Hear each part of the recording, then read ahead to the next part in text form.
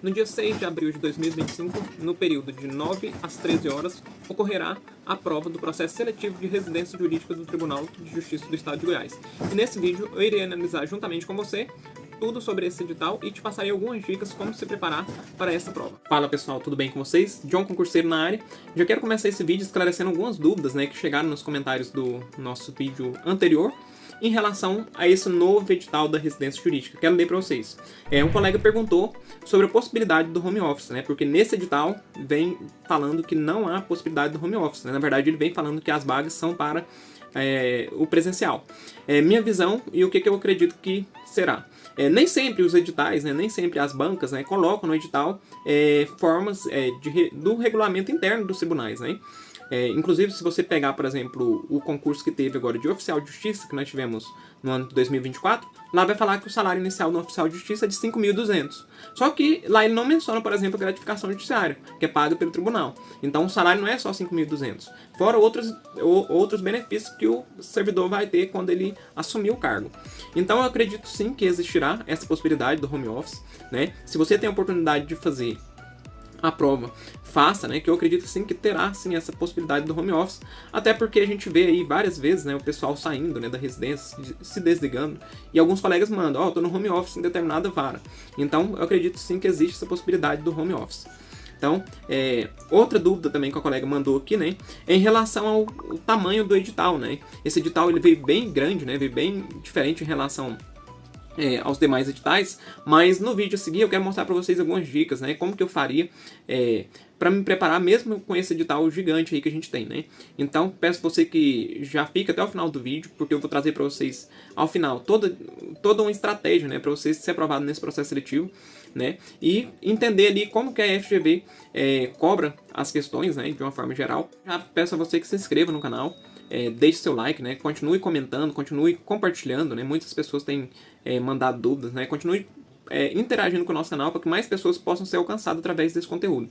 Então vamos lá para o vídeo, para a tela do meu computador, vou mostrar para vocês tudo na prática e analisar esse edital aí, os pontos mais importantes. E qualquer dúvida, deixe nos comentários. Pessoal, então aqui da tela do meu computador, está aqui o edital, para residência jurídica, o edital número 1 de 2025, Então esse edital aqui foi publicado agora, E aí a gente vai fazer uma análise aqui de todos os pontos, os pontos assim que eu considero mais importantes, que são os pontos que a gente, como concurseiro, a gente tem que estar atento. Então, a primeira coisa é em relação ao quantitativo de vagas aqui, que foi disponibilizado nesse novo edital. Então, temos aqui, como sempre, 1.000 vagas. Então, está sendo disponibilizado aqui 1.000 vagas, E dessas 1.000 vagas, 5% são destinados ao cadastro de reserva para candidatos com deficiência e 30% aos candidatos que se autodeclararem negros, Então temos aí essas reservas dessas vagas, do texto total de 1.000 vagas. Mais à frente eu vou mostrar para vocês o quadro, demonstrando como que vai ficar essa divisão aí das vagas de um modo geral. Então aqui tem todas as informações a respeito do processo seletivo, que será realizado em duas formas, prova objetiva e prova discursiva. Lembrando que em relação ao edital anterior não houve mudança, Então é o mesmo padrão, é prova objetiva de caráter eliminatório e classificatório e prova discursiva de caráter eliminatório e classificatório. Mantendo aquele mesmo formato, que são 60 questões, e questões do ramo jurídico. Outra coisa que eu achei interessante aqui nesse edital, ele veio bem mais explícito aqui, Nos demais havia também, mas esse aqui ele já veio bem logo aqui de cara, bem explicadinho, que é a possibilidade de fazer as provas em outras cidades aqui do estado de Goiás, que seria a nossa região metropolitana. Então você tem a opção de fazer a prova em Goiânia, tem a opção de fazer a prova em Anápolis, Porangatu, Formosa, a região aqui do entorno, Distrito Federal, que seria Lusiânia, região sul, em Tumbiara, sudoeste, Rio Verde, região oeste, São Luís, Montes Belos, região noroeste, Itaberaí e região sudeste, Caldas Novas. Então tem essa opção também, você que mora nessa região aí, do estado, então tem essa possibilidade de fazer as provas. Inclusive, alguns colegas já mandaram algumas perguntas em relação à questão, da possibilidade de home office, Então a gente acredita que vai continuar existindo essa possibilidade de home office, mesmo que você more em uma outra região, vale a pena você fazer esse processo seletivo, porque é uma necessidade do tribunal, A gente tem a necessidade, em alguns casos, do home office, Então acredito que vai ser algo que vai ser mantido, apesar desse edital aqui não ter essa menção. Mas vamos adiantar aqui um pouquinho, em relação a esse edital, para a gente ver o que mais que trouxe de novo aqui, Então, em relação ao quantitativo, das vagas, tivemos aqui a mesma coisa que eu falei para vocês, né? Total de 1.000 vagas, mas como que ficou dividido agora, né? Então, desse total de 1.000 vagas, a gente vai ter aqui ampla concorrência, 650 vagas, mais cadastro reserva. E aqui nos negros, né, que seria o preto e pardo, né, conforme edital, seria 300 vagas mais cadastro reserva. E aqui para o PCD seria 50 vagas mais cadastro reserva. Né? Lembrando que as vagas, né, são destinadas a quem cursa o curso de Direito, esteja aí, tenha cursado, na verdade, o curso de Direito nos últimos 5 anos, ou esteja cursando uma especialização, pode ser uma pós-graduação, um mestrado, um doutorado. Né? Em relação a isso aqui, deixa eu fazer um adendo para vocês. Como que funciona dentro do tribunal? Vou explicar para vocês com base no meu caso. Eu, quando eu fui entrar na residência, eu estava ali com quase 5 anos de formado. E aí, quando foi para mim, eu fui convocado, né, eu mandei um e-mail lá pro tribunal, né, para saber, né. Na verdade, eu nem mandei um e-mail, né. Eu liguei diretamente lá pro tribunal para esclarecer em relação a essas dúvidas. E o pessoal do tribunal, eles são bem, assim, transparentes, ajudam bastante a gente. Então, eu tinha dúvidas se eu podia ingressar na residência, né, mesmo ali já estando concluindo o meu prazo de 5 anos. Porque, de acordo com o que fala, né, no edital e no própria lei que disciplina a residência jurídica, eles falam que você pode permanecer na residência se você tiver ali concluído o seu curso de Direito no máximo 5 anos. Então, para mim concluir meus 5 anos ali, faltavam uns 3 meses, né? Então, o que me foi orientado? Que eu poderia, sim, ingressar, né? Cumprir esse período aí dos 5 anos. E aí, durante o período da residência mesmo, eu poderia ingressar numa pós-graduação ou no mestrado, né? E poderia continuar a permanecer no programa de residência.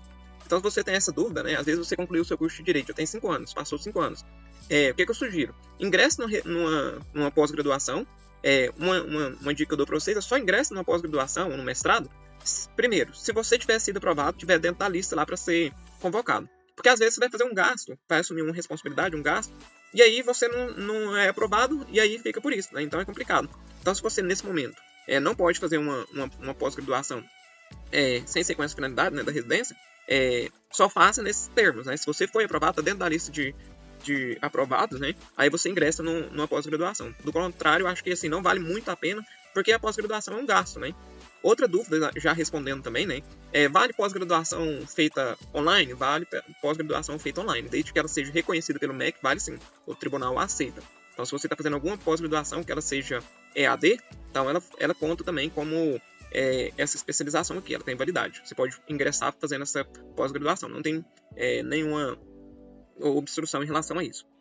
Acerca da taxa de inscrição, né? A taxa de inscrição aqui, ela veio no valor bem acessível, né? Um valor de R$60, na minha época não foi esse valor, se não me engano foi 100 ou foi 110. Foi um pouquinho mais puxado. Então aqui um valor bem acessível, né? R$60, então vale muito a pena fazer, porque é um valor simbólico, né? Podemos dizer, um valor bem acessível para qualquer pessoa que quiser fazer. E a gente tem a possibilidade também da isenção da taxa de inscrição. Então aqui tem os requisitos, né? Requisitos são aqueles que são gerais para concurso público, né? Que é ter idade mínima de 18 anos completos, estar em pleno gozo dos direitos civis e políticos, que é importante, estar aqui com as obrigações eleitorais. Pessoal, isso aqui é importantíssimo, porque o que acontece? Quando o tribunal convoca a gente, eles vão pedir uma série de documentos, inclusive isso aqui, ó, está aqui com obrigações eleitorais, está em pleno gozo do direito civil. Então eles vão pedir todos os documentos que comprovem essas informações aqui. Então, às vezes você não está certinho, corra atrás, se regularize, né? Porque se caso você for convocado, você não vai tomar posse, né, na residência por conta da ausência desses requisitos. E muitas vezes a gente vê pessoas que... Eu falo pela assim... Já ter feito alguns concursos, né? A gente vai conhecendo alguns colegas. Eu já vi algumas coisas absurdas, que são coisas que estão previstas no edital, e os pessoal, assim, não se atentam. Por exemplo, eu já fui fazer prova, e aí no edital tava falando, tem que usar caneta preta. Aí o colega não tem caneta preta, só tem caneta azul. Aí fica naquele desespero. Então, assim, é importante vocês lerem, né, todo o edital de forma minuciosa, né, prestando atenção em todos os detalhes, porque isso aqui faz a diferença. Às vezes você pode ser eliminado do concurso sem nem fazer a prova, né, só pelo fato de você não ter observado algo ali que estava previsto no edital. Né? Então é importante você ter esse cuidado, né? E aí que eu estava falando para vocês, né, sobre a pós-graduação, né, o que é importante, né, ser reconhecido pelo MEC, né? Então a pós-graduação ela pode ser online, pode ser feito de modo EAD, mas tem que ser reconhecido pelo MEC. O tribunal considera a pós-graduação que terá valor, né, seria essa reconhecida pelo MEC.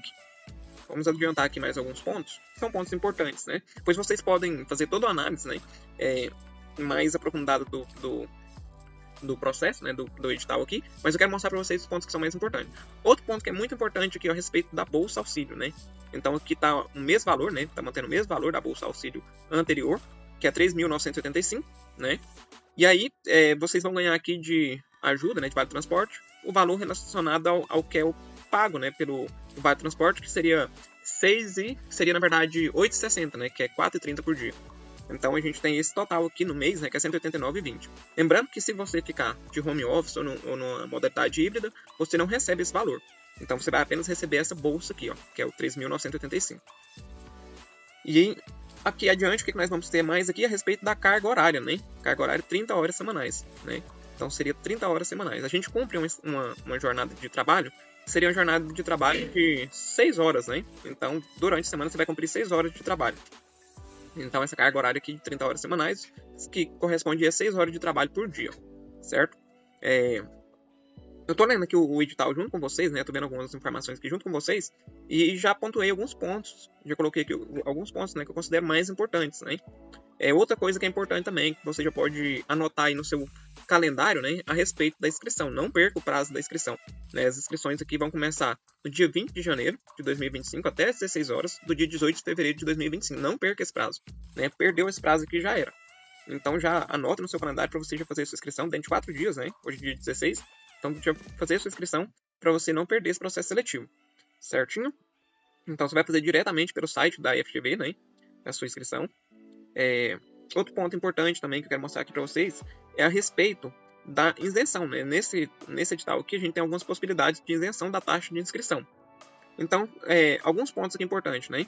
O período, geralmente, de taxa, da isenção da taxa de inscrição, ele é bem curto, né? Aqui vocês vão ver que são só 2 dias, ó. Então, do dia 20 ao dia 22 de janeiro. Então, isso aqui é importante, já anota aí no seu calendário também, para você não perder esse prazo. Perdeu esse prazo aqui, não adianta chorar, não adianta se espernear, porque você vai ter que pagar a taxinha lá, né? E aí, a gente tem várias formas de obter essa isenção. Então, a primeira delas aqui, que é o tópico A aqui do 5.2, né? Seria o candidato cuja renda da entidade familiar seja inferior a 2 salários mínimos, mediante comprovante de renda, de rendimento ou prova que é beneficiário do programa federal ou estadual de transferência de renda. Aqui é para quem tem um CAD único, né? Esse tópico A aqui é para quem possui aquele cadastro no CAD único, né? Então, se você tem, você consegue obter aqui a sua isenção da taxa. Outra possibilidade também da isenção da taxa de inscrição é para aqueles que sejam doador de sangue, né? Se você comprovar ali que você doou sangue nos 3 vezes, né, no período de 12 meses, né? Ou seja, nos últimos 12 meses você tem que ter doado sangue pelo menos 3 vezes. Você consegue também a isenção. Outra opção de isenção seria aqui para quem é doador de medula óssea, né? Então, eles pedem para você ter efetuado doação voluntária até 24 meses anteriores ao requerimento da isenção. Então, outra possibilidade. E essa aqui também, né, que não é muito comum, né? Eu já fiz alguns concursos, não vi tantos. Essa possibilidade aqui, que é a possibilidade de ser doador aqui de leite materno, né? No caso aqui para mulheres, né? Então tem essa possibilidade também. É o mesmo requisito, é muito parecido aqui com o requisito do doador de sangue. Tem que ter doado aí nos 3 doações, né, nos últimos 12 meses. Então são essas possibilidades. Lembrando que essa possibilidade aqui de isenção nem sempre, gente, a gente consegue obter, né? Então, mesmo que você tenha feito aqui a sua solicitação, reserva um dinheirinho aí. Se caso você não tiver deferido, né? Essa isenção, você tem o dinheiro para pagar. Às vezes a gente preenche todos os requisitos, mas chega lá na hora a banca indefere. Aí você recorre e não consegue reverter. Então, assim, já se prepare até para isso mesmo, né? Faça lá a solicitação de isenção, mas já reserve um dinheirinho para pagar a taxa caso você não tenha a isenção deferida, né? Porque isso aqui vai muito da banca, né? Então, tem banca que é mais fácil para conseguir e tem outros bancos que são mais criteriosos. E aí, aqui nessa parte que a gente vai ter tudo falando sobre essa parte de isenção, né? Todos os tópicos importantes para vocês. Então, eu recomendo que vocês depois deem o tópico a tópico, né? Eu tô passando aqui por cima, né? Dos tópicos que são os mais importantes, né? Reforçando, né? E a gente já falou lá em cima, né, das vagas que são destinadas às pessoas com deficiência, que são 5% do total das vagas, mais cadastro reserva.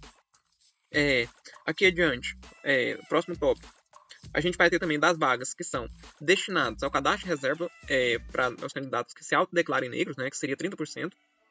E aí aqui eles trazem para você todo a regrinha, né, de como que funciona. Lembrando que quando você concorre por essa aqui que se autodeclara negro, você também concorre na ampla concorrência, né? Então você pode optar por concorrer aqui nessa opção de autodeclarados negros e depois você concorre na ampla também, caso você não tenha obtido a nota ali que é exigido para essa categoria. Então você pode concorrer na ampla também. Vou pular essa parte aqui do atendimento aos candidatos com necessidades especiais, né? Focar em alguns pontos aqui diferentes. Vamos falar sobre a prova objetiva, né? Prova objetiva, nos mesmos moldes, né, das residências anteriores do tribunal, né? Que é aquela provinha de 60 questões, né, múltipla escolha. Quem aí já conhece as provas da FGV sabe que é uma banca que ela cobra muito assim, o conhecimento jurídico aplicado na prática. Então você tem que saber aplicar o conhecimento jurídico. E como que está dividido aqui as disciplinas? Mesmo padrão de sempre. direito constitucional, 10 questões, direito administrativo, 10 questões, direito civil, 10 questões, direito processual civil, 10 questões, direito penal e processual penal, 10 questões. Então está dividido da mesma forma que vieram os outros processos seletivos de residência, né? Então, assim, não tem diferença de peso aqui das disciplinas, né? Então, recomendo que vocês deem a mesma importância para todas as matérias, né? Se eu fosse me preparar, o que eu faria? Vamos supor que você é uma pessoa que já está estudando, já está se preparando para concurso público, ou até mesmo para residência há mais tempo, né? Se você tem alguma disciplina aqui que você tem mais facilidade, vamos supor que sua facilidade seja aqui direito constitucional. Como a gente tem aí a residência, né? Geralmente o prazo para fazer a prova é bem curto, até o dia da prova é bem curto, depois que sai o edital, eu começaria focando naquilo que eu tenho dificuldade. Por exemplo, se eu tenho dificuldade em constitucional, eu vou começar intensificando meus estudos. Por exemplo, vamos supor que eu tenho dificuldade em processo civil. Vou começar por aqui. Por quê? Às vezes você acha que você tem dificuldade e a tendência é que a gente não estude aqui porque a gente está tendo dificuldade. E às vezes essa matéria que você está tendo dificuldade, aqui o processo civil, é a matéria que vai te pôr dentro do processo seletivo, né? Eu falo isso porque quando eu fui me preparar foi dessa forma, né? Eu tentei atacar pontos que eu sabia que eu estava tendo dificuldade, principalmente aqui processo civil, que não é muito minha praia, né? Processo civil, direito civil não é muito meu forte. Então o que eu fiz? Eu fui muito nessa vertente de estudar esses tópicos aqui, ó, que eu não tinha muita facilidade. Parte de recursos, parte de direitos reais, né? Que é uma parte que é muito extensa. Essa parte que é mais complicadinha dentro do edital, né? Então eu acabei focando nisso, né? Na minha dificuldade. E faz diferença, porque às vezes você pega ali 1, 2, 3 questõezinhas e resolve sua vida. É a questão que te põe dentro do processo seletivo. Né? E pra gente que faz concurso, né? Um pontinho que você ganha ali faz toda a diferença. Então a prova está composta dessa forma, né? 60 questões. Lembrando que cada uma questão vai valer 1 ponto, né? Tá conforme tá o edital aqui, 9.4 UA. Né? Cada questão vai valer 1 pontinho. Outra coisa importante aqui, ó, eu quero frisar com vocês, já falei lá em cima, né? Mas não esquecer, o candidato deverá assinalar o cartão de resposta usando caneta esferográfica de tinta azul ou preta. Tá vendo que nesse edital ele não menciona uma cor específica? Então, se não menciona, você pode usar azul ou preta. Mas por que eu tô falando isso? Porque tem edital que fala, a caneta tem que ser preta. Tem edital que fala, a caneta tem que ser azul. Então, já se atente a isso, né? Já prepare sua caneta aí da cor conforme o edital. E eu sou muito sistemático quando eu vou me preparar para um concurso, quando eu vou fazer uma prova de um concurso. E eu vou deixar essa dica para vocês. O que eu faço? Quando eu vou fazer a prova, eu tenho tanta caneta que eu devo ter umas 200 canetas. Mas semana de prova, eu vou lá e compro canetas novas. E geralmente eu gosto sempre de levar 3 canetas comigo. Por quê? Vamos supor que uma falha. Então tem mais 2 opções ali, né? E eu sempre testo as canetas, compro caneta novinha para evitar qualquer surpresa no dia da prova. Porque qualquer coisa, qualquer contratempo que você tiver ali naquele momento da prova, por exemplo, uma caneta, seria uma coisa que vai impactar ali na sua capacidade de discernir as alternativas. Então, isso acaba que vai te trabalhar, né? Quando a gente tem qualquer intervenção ali que a gente não contava, ou a gente não se precaveu, isso impacta diretamente no resultado que você vai ter naquela prova, né? O seu emocional, ele vai pro pau. Então, por isso que é importante você já se precaver.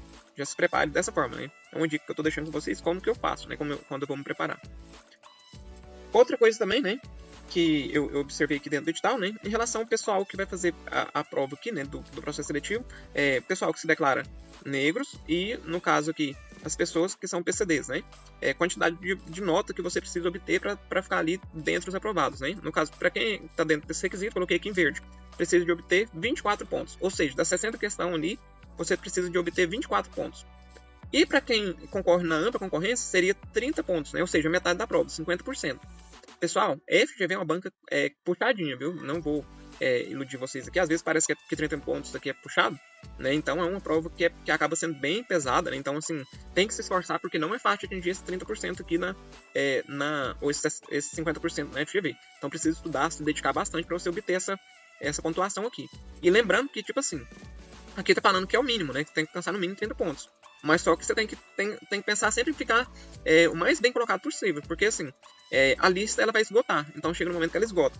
E aí, só quem teve a melhor nota, às vezes você tirou aqui, ó, seus 30 pontos. Mas você tem várias pessoas que tirou 31, 32, 33. Essa galera vai ficar na sua frente. E aí, às vezes, a lista esgota, né? Porque a tendência é, tipo assim, quanto mais baixas as notas, mais pessoas vai tendo. Então, a lista esgotou e você não ficou dentro do processo seletivo. Então, sempre tente ficar lá em cima, né? Entre os primeiros colocados, né? Se esforce sempre para isso, né? Não fica contando com esse negócio de ficar, vou tentar fazer só os 50%. Não. Foca no melhor que você puder. Tenta fazer o melhor que você puder. E aí aqui tem, né, falando sobre a parte da prova discursiva também. A prova discursiva vai ser aplicada junto com a prova objetiva, que vai ocorrer no dia 6 de abril. Então a gente tem um prazo aí bem razoável, né, para você se preparar para esse processo seletivo. E outra coisa, depois eu vou mostrar aqui para vocês, né? Prova discursiva, como é que ela será feita? Ela será composta por uma questão discursiva, versando sobre conteúdo programático indicado no anexo 1. que deverá ser respondido em até 30 linhas e valerá 20 pontos. Então, isso aqui é importante, porque aí você conhece já o perfil, o que a banca vai cobrar, né, de você, então isso é muito bom. Não vai ser uma redação, vai ser uma questão mesmo discursiva. E no processo seletivo que nós fizemos, o meu, né, de 2023, foi assim, caiu na verdade 2 questões discursivas, né, sobre o tema relacionado ao tema jurídico, né. Então você tem uma pergunta e você tem que responder ali de acordo com o que a banca espera. Vou mostrar para vocês aqui, em relação a essa parte aqui, ó, como que vocês podem se preparar, né, como que vocês podem fazer para evitar serem surpreendidos. Vou mostrar aqui na tela do computador para vocês o que eu faria, né, e é uma dica, né. Vocês vão entrar aqui no site da FGV, e aí vocês vão procurar aqui essa aba concursos, certo? E aí eu quero que vocês sempre que entrarem aqui, vai nessa aba aqui, ó, realizados. Então aqui são os concursos que a FGV já fez. Vocês vão clicar aqui, vai carregar, vai abrir essa página. Abriu essa página? Beleza, vamos procurar aqui concurso de tribunal, né? A FGV pegou muito concurso de tribunal para fazer esse ano, né? Concurso de TRT, inclusive. Vamos pegar esse aqui, ó, concurso público para o Tribunal Regional do Trabalho da 16ª Região. Vamos clicar nele. E aí vocês vão dar um Ctrl F aqui, ó, para não perder tempo. Clicou Ctrl F, pesquisa aqui, ó, espelho. Não apareceu nada, né? Vamos ver aqui de novo. E não apareceu. Vamos pegar outra prova aqui, então. Vamos pegar da 13ª região. Vamos ver se vai aparecer pra gente. Aí você vai colocar a mesma coisa, espelho. Espelho. Beleza, olha o que apareceu aqui, ó. Espelho de correção, prova escrita, discursiva. Vamos clicar, vamos abrir, vamos ver o que é isso. Esse aqui, ó, é o espelho de correção da banca, né, da prova discursiva. E aí você vai procurar aqui o seu cargo, analista judiciário. Por que analista judiciário? A residência, igual eu falei para vocês, é muito semelhante ao processo seletivo de analista judiciário. Então vocês vão procurar esse tópico. Ó. Vamos passar mais um pouquinho. Chegando. Eu acho que eu passei aqui, pessoal. Deixa eu voltar aqui, ó. Analista judiciário. Lembrando que o oficial de justiça também é muito parecido, viu? Vocês podem se guiar também pelo oficial de justiça, que é muito parecido. Aqui, ó. Analista judiciário, área judiciária. O que é isso? Isso aqui é como a banca queria que vocês respondessem a questão discursiva, né? Então você vai ler isso aqui para você entender o que a banca gosta, o que quer que a gente responda na prova. Quando você lê aqui, a primeira coisa que você já vai observar, ó, texto de lei. A banca gosta disso, ó, texto de lei. Então você precisa de ter fundamentos, né, para responder a questão discursiva. Então você precisa estudar alguns textos de lei. Depois eu quero mostrar para vocês como que eu fazia, né? Mas eu já vou fazer um resumo aqui, como que você pode se preparar. Eu me preparei para a questão discursiva de oficial de justiça e do CESP agora, para o TSE, da seguinte forma. Eu fui Você pode fazer isso no ChatGPT, mas você pode fazer também com a sua bagagem de conhecimento. No ChatGPT ele te mostra alguns tópicos dentro da Constituição que são amplos, que você consegue abordar qualquer tema. Então tenta fazer isso também. Pega a Constituição, vai lá no artigo 5º, joga dentro do ChatGPT ali um comando para ele, coloca assim, quais são os temas, né, que são coringas, né, para redação discursiva dentro da Constituição. E ele vai trazer para você alguns temas que você pode usar. E aí você estuda, pelo menos uma vez na semana, você dá uma passadinha nesse artigo. O que você vai tentar fazer? Decorar um artigo desse, ou um inciso, lá no caso da Constituição, para você fundamentar a sua redação discursiva. Né, eu uso muito essa estratégia e funciona, porque assim, se você coloca pelo menos um texto da Constituição, a Constituição é muito ampla. Então você já consegue ali resolver essa parte da discursiva. Certo? Então, eu recomendo vocês fazerem dessa forma, vale a pena. Então, uma dica para vocês se prepararem para a discursiva seria isso, né? Entrar dentro do site aqui da FGV, pegar as provas anteriores aqui, ó. Que tem várias provas que eles já fizeram, né? Eu recomendo sempre você fazer por provas de tribunal, né? Vamos ver aqui, ó. Tribunal de Justiça, vamos ver aqui, Tribunal de Justiça do Estado de Goiás. Então, você pode fazer até por esse aqui, ó, Tribunal de Justiça. Se tiver questão discursiva, espelho, né? Sempre pesquisa espelho. Que ele vai trazer para você um espelho de correção, né? E no espelho de correção você vai poder entender o que a banca gosta. Eu não consegui abrir esse aqui do TJ. E eu acho também que esse aqui foi para juiz. Né? O bom é você pegar sempre voltado para analista. Vamos ver esse aqui, ó. Tribunal de Justiça de Rondônia. E aí vamos pesquisar aqui de novo espelho, né? Igual eu falei pra vocês. Vamos ver se aparece aqui pra gente. Nem todos têm, né? Mas vale a pena você tirar um tempinho, ó. Padrão de resposta, que é diferente, ó. Padrão de resposta discursiva. Então você pode procurar também por essa tagzinha aqui, ó. Padrão de resposta discursiva. E aí faz a mesma coisa, faz análise, ó. Analista judiciário e administrador. Aí você vê o que a banca gosta, né? O que a banca cobra, né? No caso das questões discursivas. Porque aí você vai entender como que funciona, né? E aí no dia da prova você não vai ser surpreendido. Porque o pior é a gente ser surpreendido no dia da prova. Vamos voltar lá pro edital, então, pessoal? Então, o discursivo que eu tinha falado pra vocês era isso, né? Aqui a gente já tem as alertas, né? A prova, lembrando que vai ser no período da manhã. Então, você tem que estar lá antes do início das provas. Ou seja, até 8h30, né? A prova vai ser aplicada no período matutino. Então, fique atento também ao horário de prova, de aplicação das provas. Outra coisa importante também nesse edital, serão corrigidas 3.200 redações. Olha que coisa boa. Então, quer dizer que se você atingiu ali aquele 50%, ou seja, de 60 questões, você acertou 30. Então, se você tiver aqui entre esses 3.200 aqui, você vai ter a sua redação corrigida. Isso aqui é muito bom, é muita coisa, viu, gente? Como é que você sabe que é muita coisa? O nosso processo seletivo de 2023 teve mais ou menos 4.000 e poucas pessoas inscritas. Então, se você considerar aqui, ó, vamos supor que tenha a mesma quantidade de inscritos. Talvez seja menos, talvez seja mais. Mas vamos supor que tenha a mesma quantidade. Então, vai abranger praticamente todo mundo que tirar aquele mínimo lá. Então, você pode pensar, já observar isso aqui com um olho bem positivo, né? Pensando assim, que há a possibilidade de você ter sua redação corrigida desde que você consiga completar lá o mínimo, né, que é exigido pela banca. E lembrando que eu não considero que vai ser uma prova fácil, vai ser uma prova difícil. Então, tem que se preparar sempre para o mais pesado possível. Vamos ver o que mais que eu marquei aqui para vocês. A prova discursiva, o valor dela, valerá 20 pontos. E será aprovado na prova discursiva quem obter 10 pontos, né? E quem já conhece a FGV sabe que é uma banca bastante criteriosa quando trata-se de questão discursiva, de questão de português. Então você precisa praticar bastante essa parte aí, né, de discursiva. Inclusive eu já deixei um vídeo no canal, né, falando como que eu me prepararia para discursiva, né, mostrando para vocês os filtros que eu usei. Não vou voltar aqui, não vou explicar, mas basicamente o que vocês vão fazer, o que eu sugiro que vocês façam. Vem aqui no QConcurso, se você tiver assinatura que tem o raio-x aqui, ó, use o raio-x do QConcurso. E aí você joga aqui a banca, né, FGV. Já fiz esse procedimento. Então você vai jogar a banca FGV, coloca o cargo analista judiciário, área judiciário, técnico judiciário e ano. E aí você vai ver o que é mais reincidente, né, dentro dessa banca aqui, né, o que ela mais cobra. Então você se prepara para a prova discursiva assim também, estudando com base no que é mais importante para a banca, né? Então, em relação à discursiva é isso. Aqui ele vai trazer para vocês a realização das provas, né? Então, o candidato deverá comparecer ao local designado para a realização da prova com antecedência mínima de 1 hora, fixado para o fechamento dos portões, né? Isso aqui é importante, tem muita gente que deixa para chegar nos 5 minutos ali, e aí vira aquela loucura procurando sala. Recomendo que vocês sigam a orientação da banca, chegue sempre com antecedência para você evitar assim, qualquer contratempo, né? Às vezes a gente é muito surpreendido nisso aqui, ó. E são coisas que vai impactar no seu resultado na prova. Se você for chamado a atenção, por exemplo, por uma questão de horário, né? Isso aqui impacta totalmente no resultado que você vai ter na prova, né? Então, começaria por aí. Vou passar com vocês aqui, tem alguns pontos a mais que eu marquei, que eu queria tratar aqui, né? Vamos ver aqui. Sobre classificação final. A classificação final ela é baseada na soma das notas obtidas na prova objetiva e na prova discursiva. Né? Isso aqui já é de conhecimento geral. Então, ocorre a soma. E aí, a média dessa soma, né, que seria soma e divide por 2, né, seria a nota dos aprovados. Aqui a gente tem os critérios de desempate. Como critério de desempate, a gente vai ter idade igual ou superior a 60 anos. Essas pessoas vão ter preferência. Quem obtiver a maior nota na prova discursiva tem preferência. E a pessoa que tiver maior idade. Deixa eu ver como é que está o status dessa bateria aqui. Tá, beleza. E aí o resultado final, né? Então, final, homologação e celebração do termo de compromisso. Nessa parte. E aí agora eu quero chegar numa parte aqui importante, né? Que algumas pessoas já mandaram nos comentários, né? Desesperadas. Falando assim, mas o edital anterior, o conteúdo foi menor. Né? E agora o edital veio gigante, veio com muita coisa. Gente, não desespere por conta disso. Né? A sua parte é o quê? Sentar e estudar. Não desespere por conta disso aqui. Né? Comece a estudar, faça o seu melhor. Uma dica que eu faria, né? Para abranger esse edital. Igual eu mostrei para vocês. Raio-X aqui, ó. Do QConcurso. Isso aqui é uma ferramenta que ajuda demais. Começaria estudando por onde? Primeira coisa. Tópicos que são mais recorrentes, que são mais cobrados pela FGV. Vou mostrar para vocês outra ferramenta que é interessante dentro do QConcurso que a gente nem sabe, ó. Faz isso aqui, ó. Aqui, como a gente já tem banco, o melhor é o Raio-X. Mas vamos supor que se você vai se preparar para outros concursos, né? Vou te mostrar aqui uma coisa que você provavelmente nem sabia que existia. Vem aqui dentro do QConcurso e clica em disciplinas, ó.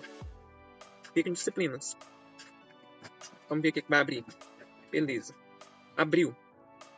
Aí você vai colocar aqui, ó. Você pode colocar área de formação. Direito.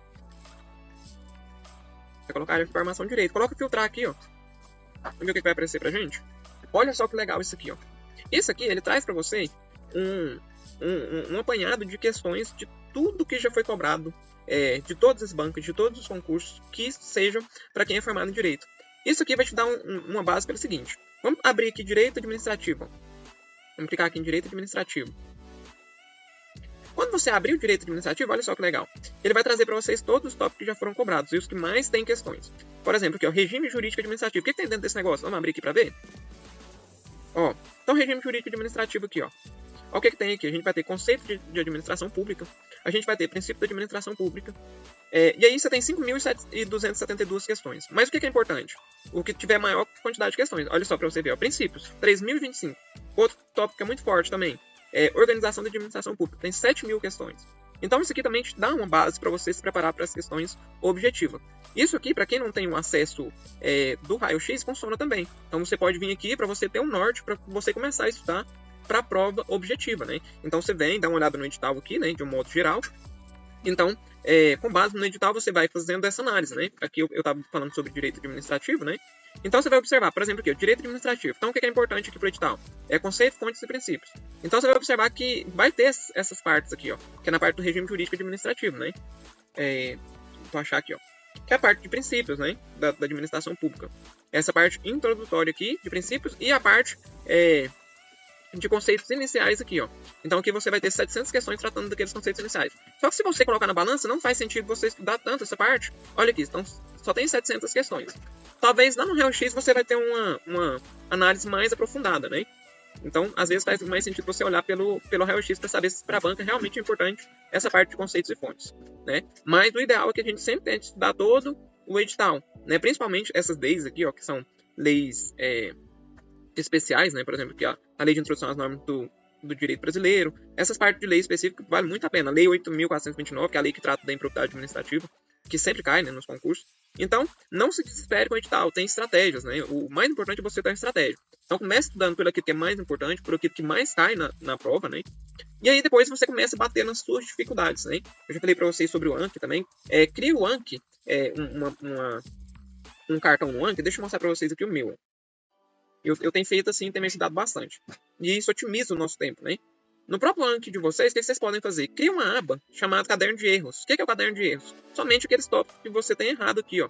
Então, tudo que você tem errado, comece a jogar no Anki e faça um compromisso de todo dia, tirar ali 10, 15 minutinhos para repassar esses tópicos, né? Porque esses tópicos aqui, geralmente, não é o que a gente garante. Sabe aqueles um pontinho, ficou faltando um ponto para mim ser aprovado? É aqui que a gente garante, ó. Então, no Anki aqui, você vai ter essa ajuda, né, que você precisa.